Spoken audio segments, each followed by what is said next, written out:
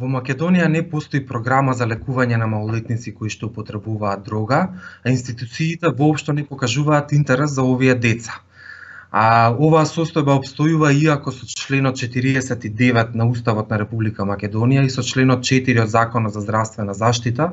се гарантира здравствена заштита на сите граѓани со највисоки стандарди за човекови права и вредности и без дискриминација. Сдруженијето ХОПС опции за здрав живот Скопје со години наназад укажува на потребата за изнаоѓање на сеопфатно и меѓуресорско решение за овој проблем,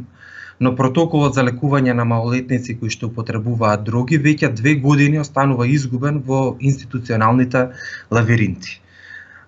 Во меѓувреме, бројот на деца кои што употребуваат дроги се зголемува, па само во 2016 година тимовите на ХОПС имаат исконтактирано вкупно 33 малолетни лица кои што употребуваат дроги, а најмалото дете што употребува дроги има само 8 години.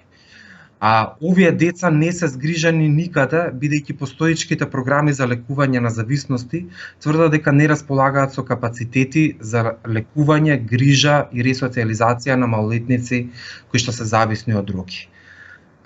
Третманот на деца кои што употребуваат дроги е комплексно прашање и заслужува суштинска соработка помеѓу институциите и затоа ХОПС ќе продолжи да апелира до надлежните институции и пред се до Министерството за здравство и Министерството за труд и социјална политика за конечно да се стави крај на голготата на овие деца.